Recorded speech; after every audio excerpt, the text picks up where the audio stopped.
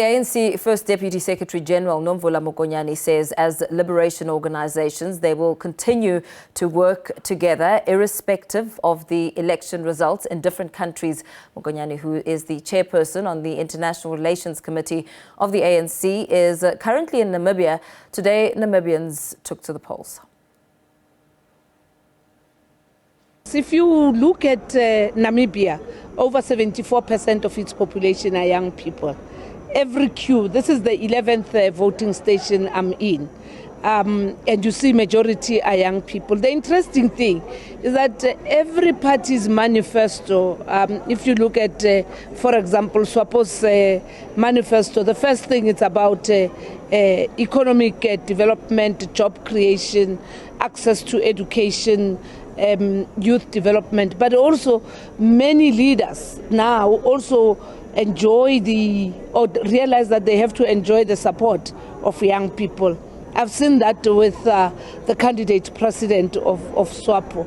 What is quite concerning is actually the different explanations about why voting, particularly from the young people. And I think that's part of what we need to do, to educate them, to conscientize them, so that then voting must be seen to be a responsibility, a civic duty. There's a lot that ANC can learn. I mean, 2026 is around the corner, and I think at that time you are likely to have a similar voter picture in terms of young people. In your discussions, as you look at the ANC, repositioning the ANC, going back to the basics, are you also factoring in that, yes, ANC relied on its history and nostalgia in terms of people who really understand the struggle who were there, but now the population is becoming younger and younger? That history must not actually be left behind, but we must also be futuristic in our approach. And that's what all liberation movements must be doing and are doing. We will be actually coming together in South Africa as political parties. There is also an engagement that will be taking place very soon in Tanzania.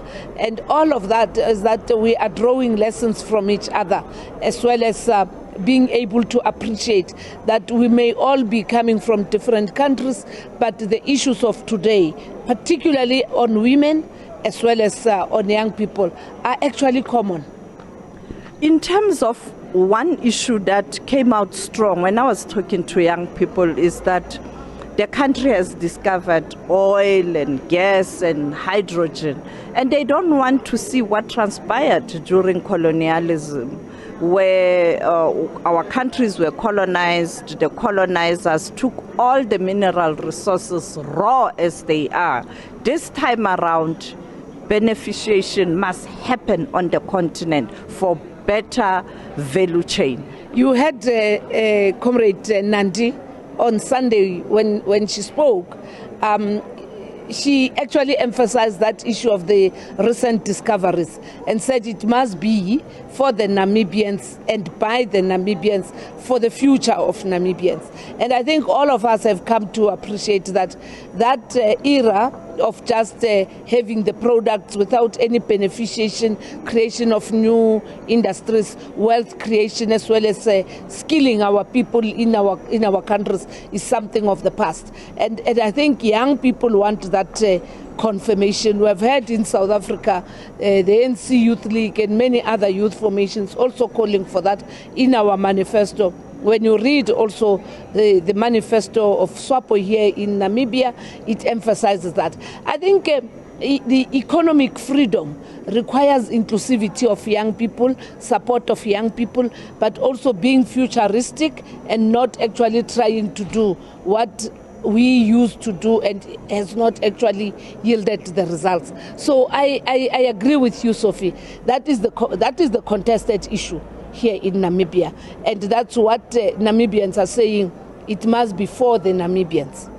And finally, there's also criticism that the liberation organizations do come during elections in different countries.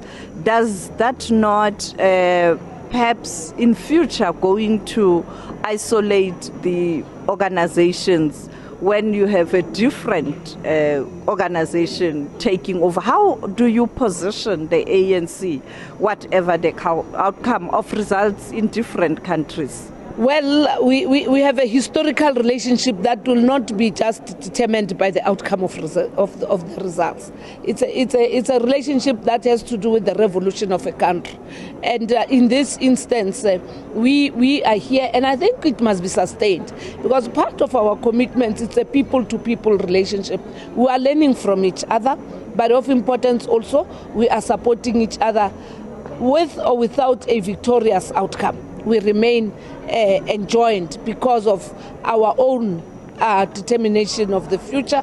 But of course, we will be committed also to work with those that are in power, having enjoyed the popular view of the elections. In some countries, you do have a relationship where historically we have worked with two of the parties, such as in Botswana. A very rich history with the BDP. They've done so much for us. A very rich history with the BNF of Botswana. They've done so much, we have worked so much with them, and we're quite humbled even here today. You have all the liberation movements. A party in power represents the people of that country. We can't ignore it.